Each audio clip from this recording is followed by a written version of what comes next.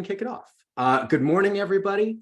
My name is Adam Briones. I'm CEO of California Community Builders, and I'm really excited to welcome you to CCB's latest webinar, The State of Housing and Homeownership Legislation. As I mentioned, my name is Adam Briones, and I'm 1/3 of your presenters today. And before we get started on the presentation, I wanted to quickly welcome up my great colleagues, Robert Apodaca of the 200 for Homeownership, and Jordan Panana Carbajal of California YIMBY. Producer Savannah, can you bring up Jordan and Robert to the stage? And Jordan and Robert, could you come on camera? Hey guys, welcome. Thanks for joining today. You don't need to do anything but hang out and look excited to be here. I just wanted to quickly introduce your faces and then also read your bios so that folks know who's going to be joining us a little later on in the presentation. So for folks that don't know him, Jordan is a legislative advocate with California YIMBY. Previously, Jordan worked for the Office of Assemblymember Mike Gibson, as well as Attorney General Rob Bonta during his time in the Assembly, as well as Shirley Weber, who's the Secretary of State, as a Jesse Unruh Assembly Fellow. Jordan has a degree from UC Berkeley, where he earned his BA in Political Science and Chicano Studies, and is a proud transfer student from Santa Rosa Junior College, where he served as the student body president. And then moving over, Robert is executive director of the 200 for Homeownership and board member at California Community Builders, very prestigious board membership there. Robert has a 45-year professional and civic career that spans both public and private sectors and several industries. Previously, Robert was a senior vice president with MVE and Partners, a leading international architectural and planning firm. He was also a senior vice president with the investment firm Kennedy and Associates. And before that, Robert served as chairman and trustee of the Alameda County Retirement Board. So Robert and Jordan, do you want to just quickly come off mute and say hello? Thank you for the introduction, Adam. Hey, good morning, buenos dias, everybody. Really happy to be here, and thank you all so much for making time on a Tuesday early morning to be here in the webinar.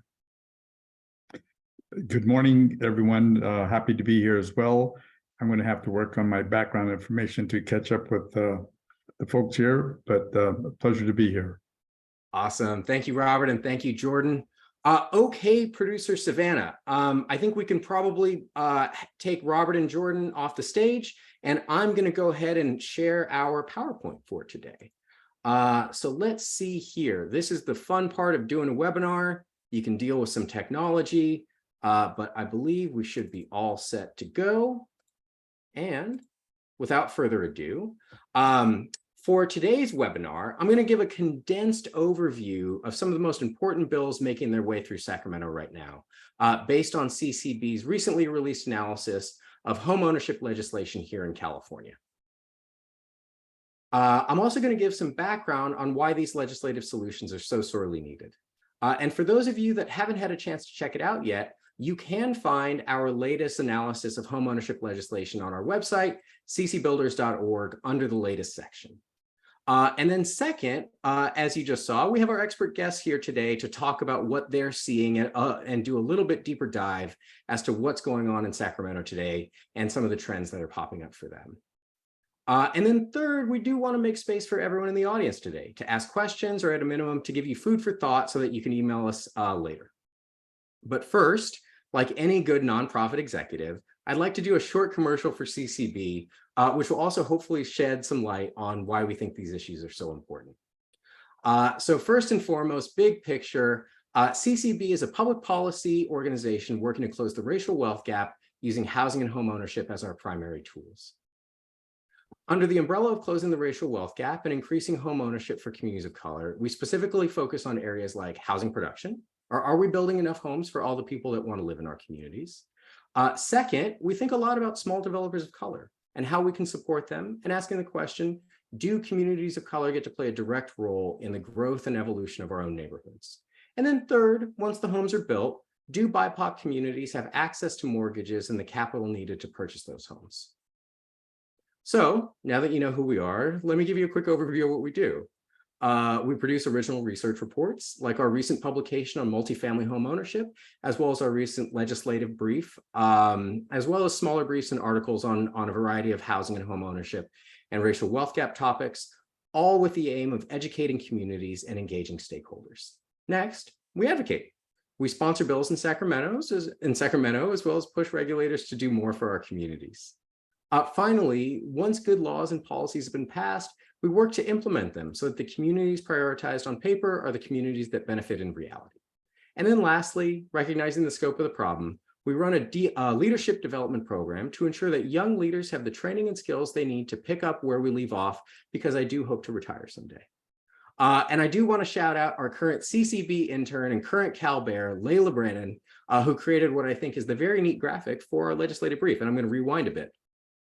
Look at that talent. She's an architectural student. She's fantastic. We're so happy she's with us. So back to our regularly scheduled programming, commercial over. Let me actually talk about what we're here to talk about today, housing and homeownership legislation. As I mentioned, we released the first of our annual two-part series on homeownership legislation just this past week. Of course, many of the bills we reviewed may not make it past the legislature, or they may not even be signed by the governor if they do pass. But that's why we have part two coming out in September, once things have really settled down and we know for sure what's actually going to pass this year. And before I go on, I do want to mention two things. First, the legislative analysis was authored by our friend and research partner, Alex Shaffrin of Shaffrin Strategies, as well as our summer research fellow, Julie Aguilar. And really, aside from doing a fantastic job, I do want to congratulate them on showing that a Cal Bear and a UCLA Bruin could work together in harmony, which is really nice in these divisive times that we live in. Second, and before I get into the bills we'll be highlighting, I want to talk a little bit about the problem that our state's elected leaders are trying to solve. Like, we're going to talk about some in-depth legislation today, but I do realize that it's important to ground this legislation and the problems we're actually trying to solve, especially because so many of these solutions are very technical in nature, and it can sometimes be easy to lose sight of the bigger picture. So first and foremost, unfortunately, California has the second lowest rate of homeownership in the nation, with only New York coming in first, with only New York beating us. And no surprise, we have one of the highest median home prices of any state. So it's important to note that California's home costs weren't always this way. Back in 1969, the median home cost was about 2.6 times the median income. So, not too bad. But by 2020, that number jumped to 8.5 times the median income. And simply put, to quote a recent report from the Hoover Commission, prices go up when demand severely outpaces supply. So just to put it in perspective, California's Housing and Community Development Department has stated that we need to build about 180,000 units of housing a year to meet demand. But in reality, we've only built about 45% of that goal. California has the highest people to housing ratio also, with 2.9 Californians for every occupied home, compared to an average of 2.5 people per home in the rest of the United States. And we've also added far more people than we have housing since 2010, with about 3.2 times more people than homes during that period. And I do want to be clear, we want more people in California. Immigrants, folks who want to start businesses, or really just anyone who's looking for a better life should be welcome in California. And we have a responsibility to make sure everyone has a place to live that was born here or that came here from somewhere else. And of course, this affordability crisis does play out differently in different geographies. Unfortunately, the areas where most Californians live are also the most expensive to buy a home. In the San Diego region, to buy a home at 100% of the median home price, a family would need to make 134% of the median income. In Orange County, a family needs to make 156% of the median income to afford the median home. Luckily, I know that we have friends over at People for Housing Orange County and other good groups that are working on fixing that. But today, this is the type of thing that we deal with. So as I mentioned, California has the second lowest rate of home ownership overall, and it's especially bad for BIPOC communities. While around 63% of white Californians own a home, only about 44% and 37% of Latinos and Black Californians, respectively, own their homes. Also, before I move on, I do want to note, we do find current home ownership data on the Asian American community to be too broad and simplistic to accurately reflect the reality of what is in actuality a very economically diverse community that's often aggregated in a way that makes that diversity seem less important. And we do look forward to sharing more disaggregated data in the future. So Because home ownership is the way in which most Americans, especially people of color, build wealth, that home ownership has a direct impact on the overall racial wealth gap. Nationally, for every dollar of wealth held by a white family, Latino families only have about 20 cents, and Black families only have about 10 cents of wealth. And I do want to point out that Black families with postgraduate degrees only have about as much wealth as a white family with just a high school education. For Latino families with just a bachelor's degree, that number is actually lower than a white family with just a high school education. And so it really does matter, this question of wealth, because you can have a master's degree, you can have a bachelor's degree, but depending on your family, the community you come from, and if that community was redlined almost 100 years ago, we're seeing these reverberations from systemic discrimination play out today. So let's actually talk about some legislation. And let's talk about some of the highlights from the great analysis that Alex and Julie did for us. So since Alex and Julie did an excellent job in their analysis, and we have two experts coming on after me to do a deeper dive into legislation, I'm going to give the highest level of high-level overviews on some of the bills we're paying special attention to. So first off, let's start with land use. So fundamentally, how are we treating the land and zoning that housing is dependent on to become reality? And the three big bills I want to flag for everyone are, first, SB 423 from Senator Wiener, which extends important existing law that would make it easier to build homes in places that haven't been meeting their regional housing needs assessment goals. This is, of course, important for both rental and home ownership projects, because if you can't build it, you can't live in it. Next up, we have SB 684 from Senator Caballero, which is a CCB co-sponsored bill along with California YIMBY and some other great partners that would make it easier to build homes on smaller lots and create more naturally affordable for-sale homes. And then to round out our land use highlight, we have SB 4, also from Senator Wiener, making it easier for faith-based organizations to build 100% affordable housing on their land. And, while most of this affordable housing will be rental, not ownership, I do want everyone to keep in mind that before you can buy a home, you have to have a safe and affordable place to live. And so these two things are not in competition with one another. And for all of us folks in the home ownership space that are promoting home ownership, we do want to make sure that we have affordable, safe rental housing, because that's the first step in the home ownership journey. Next up, I want to flag three important funding bills. SB 255, also from Senator Caballero, the Community Anti-Displacement Preservation Program, would create a new program aimed at helping public and nonprofit sector organizations buy residential buildings and convert them into affordable rental and ownership buildings. Next up, we have SB 440 from Senator Skinner, which would enable all regions of the state to follow the Bay Area and Los Angeles' lead and create regional housing finance agencies.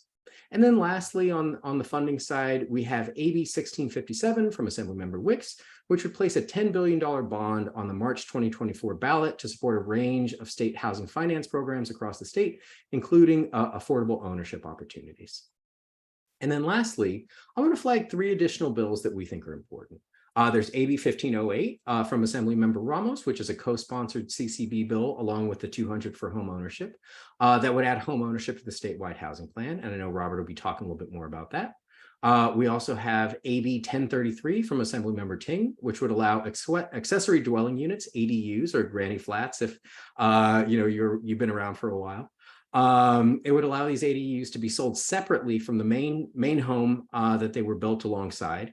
And, that's a right that is currently very limited in California. And this is the kind of seemingly small thing, technical thing that can make homeownership much more affordable and feasible. And then finally, there's AB 312 from Assemblymember Reyes and Ward, which would have helped create a new statewide online portal for finding affordable housing, including affordable for-sale housing. So unfortunately, while it didn't make it out of its first house, we do think this is an important concept that hopefully we'll see come back in future years. And that's it for the PowerPoint portion of this webinar. I would really want to urge everybody, go to ccbuilders.org/latest. You can read the entire brief that Alex and Julie put together. It's much longer, much more thorough, and you can really get a sense of the broad intersectional swath of legislation that we have listed that we think it's important. So I do hope you'll give that a click. All righty. So now that I've given you sort of just a really brief background on why we think these issues are so important and frankly, some of the problems that we're facing, I want to welcome up my great colleague and first guest, Jordan Panana Carbajal. Jordan, welcome to the webinar. Thank you so much, Adam. Thank you so much. Yeah, absolutely. So Jordan, before we kind of dig into the meat of the conversation, first off, I wish you told me you were wearing a tie. Listen, you look sharp, and really, I really love to see the youth kind of out there setting an example. Second, was hoping that you could maybe supplement that bio that I read for you, and maybe just tell the audience, like, where you're from, a little bit about what the work that California YIMBY does, a little bit about your role, and yeah, just would love to give the audience a little better sense of who you are. Absolutely. And thank you so much, Adam. And obviously, I'm just trying to match your energy as well when it comes to style. So yeah, just a little bit of background about myself. Thank you so much, for the introduction about my work, and a little personal about me. I was actually born in Lima, Peru. Migrated here when I was 4 years old with my family, and really grew up in Sonoma County. So I'm not sure if any Sonoma County folks are on the call, but grew up in a small town called Petaluma, California, about 45 minutes away from San Francisco. And really now today, compared to when I first came into the country and compared to now, the opportunity to even buy a home in Sonoma County is really limited. Just recently, my family were able to buy a home back in Sonoma County a couple of years ago, but just the market was just really out of reach, especially for Latino families trying to find a home. So I grew up in Petaluma all my life, and moved, as mentioned, and went to UC Davis here, and came to the Capitol as Assembly Fellow, and worked for various members, but really the heart was at housing. And I found my passion for housing when I was working in the legislature, seeing all these amazing bills come in, and then had the opportunity to join California YIMBY as a legislative advocate. And that got me to be here today and to meet amazing people such as Adam and Robert as well. Awesome, Jordan. And on a scale of 1 to 10, 10 being absolutely understanding, how well do you think your parents understand some of the more technical issues that you're working on? Like when you go and talk about subdivision map act stuff, do you think your parents are like, yeah, absolutely, we get that? They've been trying to be more active on learning about the issue, right? Yeah. I think it's all kind of new to them. And, as my parents grew up in Peru, the different division map back and all that zoning issues is all different issues compared to Peru to United States, but they're learning, and I think they actually might be on the call right now, honestly. So I tell them that and let them know that I'll be speaking today. Listen, we got a lot of good parents on the Zoom today. So Jordan, before we get into the meat of it, really quickly, for anyone that's not familiar with California YIMBY and the work you all do you want to give just a 30-second overview of kind of who you guys are and some of your big priorities this year? Absolutely. So for context, YIMBY stands for Yes in My Backyard. And so California YIMBY is a statewide organization of over 80,000 neighbors dedicating to making our state an affordable place to live, work, and raise a family for all Californians. And I know some folks might see a lot of local YIMBY groups in their town, San Diego, Mountain View, and different parts of YIMBY, but our focus in the YIMBY movement is kind of being the pushing the state legislation up from the YIMBY movement up to the state capitol. And we're really committed to addressing the state's housing shortage by drafting policies to increase housing productions, and also being co-sponsors and working aside with California community builders. Awesome. Thanks for that, Jordan.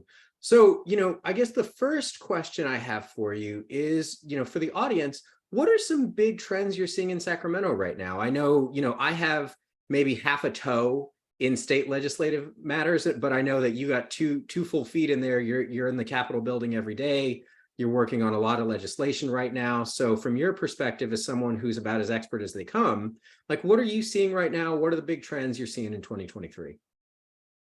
Yeah, so some major trends that we've been seeing this year, and was CEQA legislation. And for those, CEQA stands for California Environmental Quality Act. And there's numerous CEQA legislation in reaction to what's been happening in various parts around the state. Just to name a few, AB 1317 by Summary Wicks, she introduced a CEQA noise impact which reverse that when a student, or reverse that noise generation by population cannot be considered as a CEQA impact. And that bill has gotten bipartisan support. And the reasons, like, why would we introduce something like that? And there was a recent court case earlier this year regarding make UC a good neighbor versus the Regents of University of California, which they made the argument that the noise impact that can happen from students can impact the environment. Therefore, they delayed the housing production for students at UC Berkeley. And so there's many legislators who are doing response to CEQA impact noises and CEQA impact related legislation. No, that's awesome. And for anybody that's not familiar with CEQA, the California Environmental Quality Act, how would you describe CEQA to your grandma, to your little cousin? Like, for anyone that has never heard of it before, what's like the simplest way to describe CEQA and why you all think it's so important? It really comes to like CEQA, which was created, I would say it puts in the potential environmental impact of proposed projects and kind of gives the local jurisdiction like, let's hold up, let's see what will be the major impact from this project and how will it impact the community as a whole. And although it's been viewed as like environmental impacts, how it impact the community, unfortunately nowadays, as many more developers are trying to build more homes or apartments, it has been used as a tool to kind of delay production and housing and projects around the state. Got it. So it doesn't sound like conceptually a bad thing. You do want to make sure that the environmental quality is being protected. But when we see things like CEQA being used to stop housing because of noise created by a certain type of person, that seems to perhaps be getting away from the original intent to protect the environment. And then to your point, perhaps being just used as a tool to stop housing. So really glad you guys are taking a look at this in what I know is a complicated and complex matter. So second question for you, Jordan, is, what's been surprising this year? Like, has there been anything popping up? Have any big issues or any fights or drama, that you're seeing right now that just like you wouldn't have expected this time last year? Yeah, I think something that really caught my eye in recent months was the governor's trailer bills that got introduced. And it introduced his major CEQA reform priorities, which would tackle major infrastructure projects. And to like a quick summary about the trailer bill, this like aims to limit times opponents can delay projects in court when challenges under CEQA Act. It mostly focused on infrastructure reform back on like water and other projects as well. But unfortunately, it does not include housing.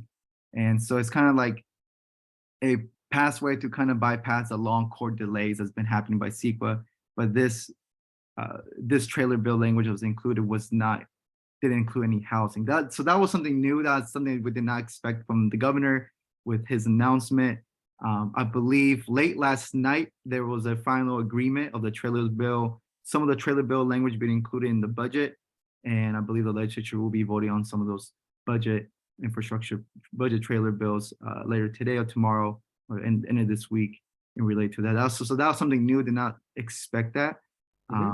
But hoping housing can be included and going the long delays and the court delays when it comes to housing production and CEQA delays. Got it. And Jordan, just out of curiosity, I know you've talked a lot about CEQA, but what are some of the other big bills that you all are focused on right now? And if you were going to pick your top 3 to 5 bills that are going to be most impactful, whether or not they were kind of included in that short summary I did, like what bills are you most focused on right now? Thank you. First one, you mentioned it as well, which was the SB 423 by Senator Wiener. That's SB 423 is an extension of SB 35, which created the streamlined ministerial approvals for infill developments in local jurisdiction that failed to meet the RENA goals. And now we are co-sponsor on the bill with many other great co-sponsors as well. But that's one of our high priority bills. It's actually going to be up tomorrow in Assembly Housing Committee. So that's one of the bills that we're really pushing forward. And another one is going to be the SB 450, which was strengthened SB 9. SB 9, for context, were able to let a homeowner, build a duplex in their backyards. So this bill will strengthen SB 9 by clarifying the intent and purpose of the law and giving state agency the authority to enforce provisions of cities as they try to block it as well. And of course, SB 684 by Senator Caballero, which will streamline the subdivision MAP Act to facilitate the homeownership development process. SB 684 is actually up as well in a couple of weeks in Assembly local government. So those are the top three that we're really focusing on, along with other great sponsored bills as well. But those are the top three, but I had to pick that we're really focused on making a high priority. And we're halfway through the year, and more than halfway through the year. So we just got to get to the finish line. No, and Jordan, it's been so fantastic to work with you and the team, just because you all really are in the fight day in, day out in Sacramento, and really pushing forward all this important legislative work. And then really quickly, Jordan, you've mentioned streamlining a few times. For folks that aren't as familiar with the term or may not have a great sense of what it does and why someone would want to spend so much time on it, like what's the explain it to me like I'm 5 years old answer to what is streamlining and why is it so important in the housing conversation? I think streamline, for me, there's many definitions when it comes to streamlining approvals in the form of housing, but it's one of the tools, the ways that kind of bypass some long process and when it comes to producing housing.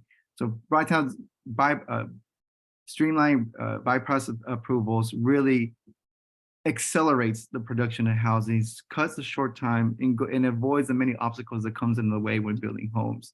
So if we were to ask the developer if they can streamline a project, they will always take that into consideration, because knowing that it will avoid many delays, avoid many obstacles on the way, and really can start the building and addressing the home and building the homes in California.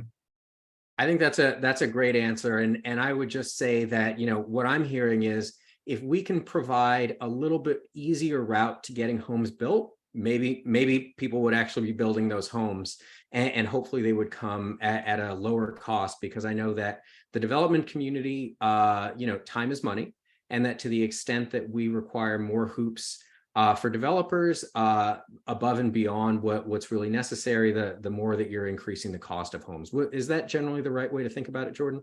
Correct. Awesome. And so, we've been talking a lot about 2023, hoping we can shift over to pull out the magic ball, the crystal ball. And as you think about 2024, if you had to guess, I'll bet you a sandwich, what are you expecting to see next year in terms of trends, kind of any signs, even at this midpoint in the year, of where you think things might go next year, and things that people can start paying attention to now? Yeah, thank you, Adam. Given that California is like the third highest medium home price in the country, with prices continuing to rise, there's a growing conversation I've heard, if I had a magic crystal ball, around addressing homeownership barriers and for both developers and potential home buyers. So if I would bet you a sandwich, I think that'd be kind of the conversation we'll be going to next year in the legislature. That's cool. I think that's going to be really interesting. And one of the things I know that we've heard from the folks that we work with is like, how do we hone in a little bit more on the home ownership side? I think that, from the CCB perspective, it's important to get all types of housing built. But then the specific role, as that we do try and play, is to be a voice for that home ownership production. So really excited to see, what you all are thinking for next year, and kind of where the conversation is going to go. Jordan, I know we're going to bring you back for an audience Q&A, but I really want to say thank you for taking this time for us, and answering some, I think, really technical things in a really understandable manner. So, Jordan, thank you so much. And we're going to put you backstage for a minute. And then, Savannah, if we could bring up Robert to talk through what the 200 are working on these days. And Robert, if I could ask you to come on camera. Sure. All right. So thanks for being here, Robert. I think similar to Jordan, I gave like a really, 10-second bio for you.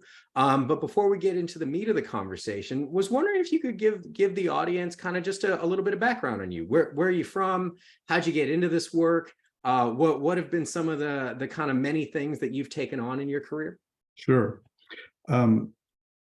Well, I was born and raised in the state of New Mexico and came to Berkeley as a transfer student and had the opportunity of meeting a lot of great leaders who have been lifetime friends of mine. And we were doing some significant work in a number of areas, including housing. So at the very young age of 20, I, along with two other students who were a little bit older than me, had the opportunity to start a housing project for university students there at Berkeley. There were only 150. We called ourselves Chicanos at that time, Latinos today, and we wanted to create a home away from home, and we were able to do that by finding a fraternity house that was available, raising money, making all the arrangements for the students to get out of their dormitory contracts and start the business. We did that all in a period of 6 weeks. So thank God we were not subject to CEQA, because somebody would have stopped us along the way. But we were able to do that.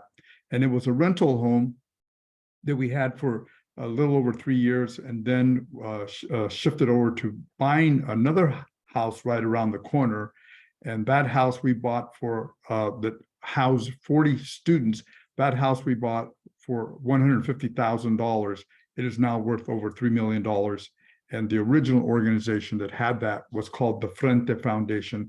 We then gave it to the Green Lining Institute in 2003. So I have over 50 years of advocacy in a number of areas, and I just have come back in the last 15 years to something that's really dear to my heart, that is housing and home ownership. But as you indicated, I also have been involved in many other sectors that I'm proud of, in the private sector in particular. So Robert, listen, I won't ask you to name the specific year that you were a 20-year-old student creating student housing in Berkeley, but what would you say was probably the popular song on the radio at that point?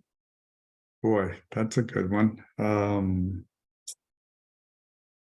Well, I'll just give you the year, 1969.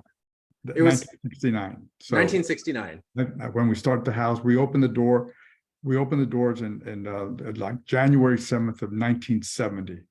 So it was a great project, a great achievement that I'm really proud of. That's awesome, Robert. So Yeah.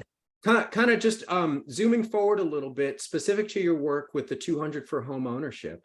Can you give us a little bit of background on the 200 and some of your big picture priorities for this year? Sure. So the 200 actually is a project that grew out of California Community Builders when John Gamboa and I started that maybe 2008, wanting to get into affordable housing. This was right before the mortgage crisis. So then when that happened, we then started to focus attention on home ownership, and nobody was really focused on creating more home ownership opportunities. Everybody was trying to solve the problem at hand, that this affected, millions of families who lost their homes and were displaced and then became renters. But more importantly, they had to restore their credit, and just created havoc, not only in their personal lives, but with the overall economy as well. So we wanted to build something, and we decided that we wanted to build a home ownership product, and we wanted to prove that a nonprofit organization could in fact do that, as opposed to just building more affordable housing.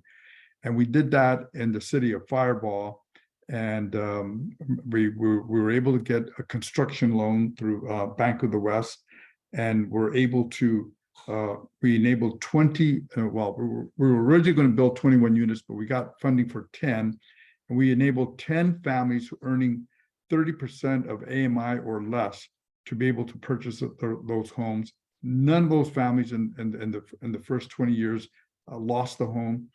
Some of them have recently sold it. So we were able to prove that, in fact, a poor family, a former farm worker family, was able to, with with counseling and with some down payment assistance, was able to earn some equity. And so having done that, we knew that we could have a bigger impact, and we became advocates in Sacramento. And what we found very quickly was that the state regulations, CEQA in particular, but many other regulations, are really the culprit for stalling and blocking housing production. So that's why we then started the 200 to be very vocal advocates on home ownership in particular. Awesome. Thank you for that, Robert. And kind of, thinking about 2023, most of your work between the 200 and CCB is really focused on sort of AB 1508, the bill that we're co-sponsoring, as well as some other, I think, really important pieces of legislation.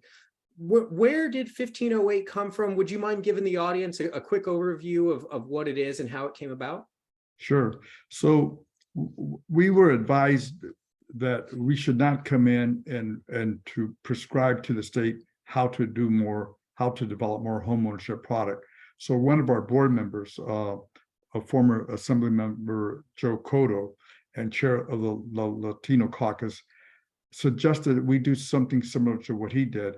And his idea was to create a task force of the Assembly members and senators and others to figure out what are the obstacles for homeownership production, and then to come up with the solutions and come up with a report and an action plan to do that. That bill was introduced 4 years ago. We were able to get it out of the housing committee 2 years in a row, but ran into problems later on in appropriations because of the cost factor. And so then we just last year decided to try something differently and just get right to the meat of the problem and make it a higher priority for first-time home buyers. And the way we did that was through amending the actual code, the housing plan, to create metrics and also introduce home ownership as in that statute, because all through the legal language in the code, they talk about housing but not home ownership. So we're hopeful that we can get that done this year. Awesome. And Robert, I know that you have also, you're on the board of a lot of great organizations, CCB, you run the 200, and I know that you're also on the board of Casita Coalition. And, you have spent a lot of time working with me to make sure that, CCB and other groups are supporting your ADU work. Do you want to talk just a little bit about some of the ADU legislation that you're supporting this year? Sure. So AB 1033, is a bill. It's a home ownership bill, and that is the way it can be created is to allow the homeowner to be able to sell the ADU unit as a condominium. We had been advised that, in some ways, SB 9 was originally thought of as a way to have a home ownership ADU. But then what happened was that as people got a hold of that bill, they went in a different direction, although you can build and sell an ADU through SB 9. But this is a more direct way of doing that. And it's been a little tougher than we thought. We thought that any homeownership bill would kind of sail through the legislature, but we've been able to overcome that. We're out of the assembly and now going through the Senate. And Robert, kind of similar to what I was asking Jordan for some of the more technical bills that he's working on, how would you describe, for someone with absolutely no background in housing and accessory dwelling unit policy, like why is it important that we be able to sell an ADU as a separate condo? Like what impact does that really make? Well, for one, is that it's not a rental, it's a home ownership product. And what we want to see is that, and now granted, a very large ADU is going to be maybe a little over 900 square feet. And for a lot of families, that's not really possible. But I also remind people that I grew up in a small adobe home in New Mexico. There was 900 square feet, and there were, let's see, there were 5 adults and I was the only child in there. So I know it's possible, these days, there's not going to be enough, there were not enough electrical outlets in an Adobe home for computers and everything else. So it's going to be a little bit more challenging. But I do think that enabling realistically family members to buy the ADU from their parents and establish, a track record of home ownership, and then building up some equity will lead them to then maybe buy their parents' home or buy some other home. So it's important in the whole process of home ownership. Absolutely. And I think, Robert, if I'm understanding correctly, by allowing these accessory dwelling units to be sold separately from the main house, you're actually making sort of the way in which we do, home mortgages, the way in which we sell homes in this country, you're actually making it feasible for these smaller types of homes, because you can sort of buy and sell the home separate and apart from that main house it was built with. And so you're creating more value and allowing the folks that live in that home and own that home to actually capitalize on the equity that's created. Is that generally a correct way to think about it? That is. And of course, the other thing that Casita Coalition is doing is working to reform the financing of that. Right now, building an ADU is very difficult for a lot of, particularly, moderate income families. They don't have the capital to do that. And there's limits to what they can do with a home equity loan. So we're working diligently in trying to get some traction with Fannie Mae and Freddie Mac and other federal agencies. That's awesome. And so, Robert, before we bring Jordan back for an audience Q&A, are you on the board of any other CC starting organizations? Because you got California Community Builders, you got Casita Coalition, any other CC orgs out there we should know about? No, but I have several invitations that I'm considering. Absolutely. So if you're an organization with California or Casita or another CC in the name, reach out to Robert. He'll definitely put you on the waiting list. Great. Thank you. Awesome. Thanks, Robert. So I think, producer Savannah, if we could bring Jordan back up to the stage, we can now start to wrap up and get to some audience questions. And so, first and foremost, before we start to wrap it up, I do just want to say thank you to Robert and Jordan for this excellent conversation. And I want to say thank you to everybody in the audience. You all got on a webinar at 10 in the morning to talk about, some technical legislative issues that are going to have a big impact. And we're just really excited for the folks that were able to join today and are taking an interest in this stuff, because we know it can be technical, and we know that it can, sometimes sound a little foreign if you're not in it every day. So I did see a question from my friend Elizabeth Hansberg down in Orange County. Elizabeth, the question was, did you say SB4 only applies to rental housing? And just wanted to clarify, no. SB4, one of the things we believe it is important is because it applies to affordable rental and affordable home ownership opportunities. The only reason that I mentioned that, likely what will be produced will be mostly affordable rental is that the way in which we finance affordable housing in California and in the United States, the vast majority of the financing available is for affordable rentals, which means that it is mostly affordable rentals that get built. Doesn't mean that we need less money for affordable rentals. What it does mean, though, is that we need more money for affordable home ownership. But until we get that, I think everybody in the housing space has a responsibility to support things that are going to produce more affordable housing, be it rental or home ownership. So great question, Elizabeth. And then Robert and Jordan, now that you're both back on stage, I wanted to also throw some questions that have popped up to both of you. So, I think first and foremost, next year, we're going to have a lot of existing members termed out and a new group of legislators that are going to arrive to take their place. Curious, Jordan or Robert, do you see any opportunities? Do you see any challenges with this new crop of legislators? Well, I think that there are mostly opportunities, because it's incumbent on Jordan and myself and others really to reach out to them early in the process. We just can't give up and say that they're going to be heavily influenced by the people who have been opposed to housing production. So I think increasingly, because I'm currently also working with a lot of city council members in the state of California, and I'm really encouraged by how much these council members are really focused on home ownership issues and are now becoming more outspoken about that. And they're complaining about their legislators of not doing enough. And what I'm doing is I'm providing them with the data to let them know that in fact, their needs are not being met. So I'm just a big believer in giving them that data. So hopefully there will be some people, even in this new crop of people coming in, who will be even more energized and go forward and try to get some things done.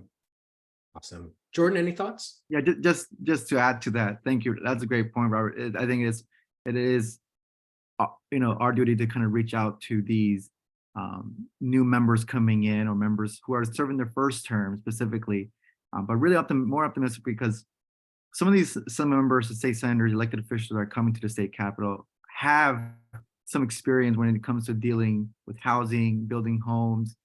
Specifically, I want to point out Assemblymember Juan Carrillo from Palmdale. He's serving his first year out of 2 years, recently elected to the state assembly, but he actually served as a city planner for over 15 years. And he served in the city council of Palmdale as well, and had an early conversation before he came up to the Capitol, and come to find out, he actually has a ADU in his backyard. So he understands when it comes to the production of building more ADUs in their backyard, how that helps insurance families, like big families as well, coming in and having their own separate space when it comes to building their own backyard. So really, I think it is an opportunity for us to reach out, learn more about the member, what are their priorities. Every city and every district is definitely different when it comes to addressing the housing crisis. But getting to learn them a little bit more. And I do want to say that, to address the housing crisis and the shortage and increase in the home ownership, it's not a Democratic issue. It's not, it's a bipartisan issue. So I really want to say that, in fact, many of not only Democrats, but Republicans have been supporting housing legislation throughout this whole year thus far. So really and there's some of the new members as well. So really optimistic about, really excited about the opportunity to talk to new members coming into the legislature and educating them or giving them new tools for them to learn, and how we can create more housing legislation. I think that's a great point, Jordan. And I think one we perhaps don't talk about enough. I think there's certainly plenty of issues, in our state and our country that divide us, that we all disagree strongly about. But when it comes to housing, when it comes to this fundamental fact of like, do we have enough homes for people? Should we let businesses, build homes? Should we make it easier to build homes? It does seem like an issue that a lot of people from different parts of the political spectrum can agree on. And it does seem like a win-win opportunity for most stakeholders in our state. So I think that's great that you mentioned that this doesn't have to be one of those issues that's a red or a blue issue. It's just a California issue. So thank you both for that. We're running a little short on time because we do take very seriously ending on time here at CCB. One of the things I have a question for you both, and I think especially, Robert, starting your work back in the 60s, Jordan coming on the scene a little bit later than that, I'm going to guess. One of the things that pops up for me at CCB a lot, and especially through our Leadership Academy, is like, how do we get more diverse communities, more diverse young professionals into the housing space? How do we ensure that as we think about both these broader issues around social, economic, racial equity, as well as these more technical issues of how do you create a condo for your ADU? How do you make it easier to build a small lot home? How do you make it easier to find to build on the land that your church owns? How do we ensure that young people of color are kind of getting into this space and have an opportunity to speak for their own communities directly? And maybe, Robert, since I think you really led the charge on this, how do you think about getting the younger generation in, and perhaps other people, no matter what the age, into this housing discussion? Well, I think that the model that CCB has employed in the last 15 years is a great one, by bringing in young interns and recent college graduates like Julie Aguilar. It's a really great way to get them involved and expose them to the issues. And I would encourage particularly the various church organizations, as they're trying now to use their land to build out for their congregation, they reach out for the young people because, you know, they have the interest and they have the energy, and it's just a way of building leadership. And so I'm a real big believer, and as you know, Green Line did that for many years of getting an 18-year-old and throwing them in the pond, and they'll figure out, you know, how to swim to the side or do whatever. So you're a product of that, and I'm a product of that as well. So we have to start at a very early age. That's true. You know, Robert, the only thing I would caution is, you know, you got to be careful. Sometimes you invite someone way younger to your webinar and then they show up looking better than you. And you know, it becomes embarrassing.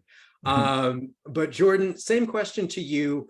You know, you obviously are younger than Robert and I. You're coming to these issues from a different place in a different time than both Robert and I came to them. Like from your perspective, how do we get folks even younger than you, diverse folks, immigrants, into this housing policy discussion, just because it is so important to the future of our state?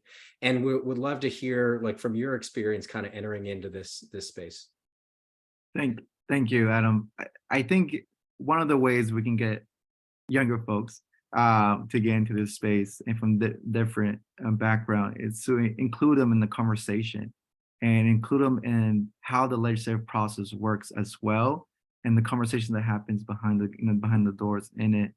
I think when we come to also providing resources, networking, and workshops as well, and reaching out to the community is one of the ways as well, because it is also, there is kind of like getting them involved in what it means to run a policy, what does it mean to streamlining projects. I do want to mention, we had a California YIMBY had a bill last year, SB 886. We worked with Senator Wiener on it, which would streamlining the secret review process for housing projects on campus of all universities. And one of the co-sponsors for that bill was the UC Student Association and the Student Senate for California Community Colleges. So we were able to have a great co-sponsorship on that bill. We helped pass. It got signed by the governor last year. So putting them, including them in the table, including them in the conversation, including them in the legislative process, they are going to be our future leaders when it comes to this issue, and hopefully we can resolve it sooner rather than later. But you know, just having them part of the conversation in the process. Yeah, no, and I think you said it, Jordan, Robert said it, is getting people involved in the process. And as we all know, California is a state that is majority people of color, and it will only become more diverse as the years go on. So to the extent that we're getting young people involved, we need to make sure that those young people do reflect the overall diversity of the state. And then, so Robert, Jordan, I'm going to throw a little bit of a curveball at you. Didn't prep for this question, but we're going to end on a sappy note.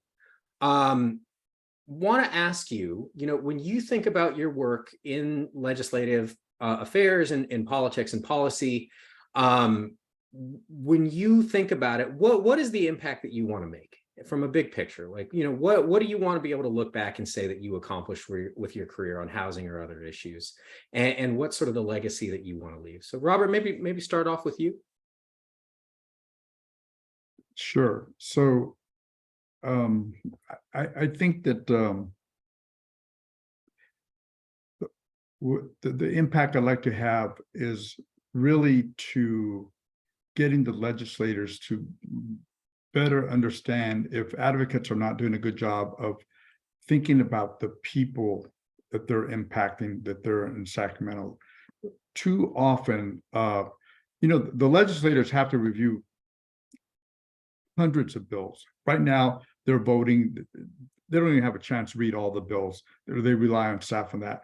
And I think, quite frankly, they're not really thinking about, these are babies, teenagers, seniors, a lot of people who have a lot of human needs, and they're not really thinking of people in that way. And so what I want to do is I want them to remember me as the individual that was talking about the grandmothers and the other individuals who, as examples, to bringing these issues to life to them. So remembering that I brought that humanistic side to the whole process.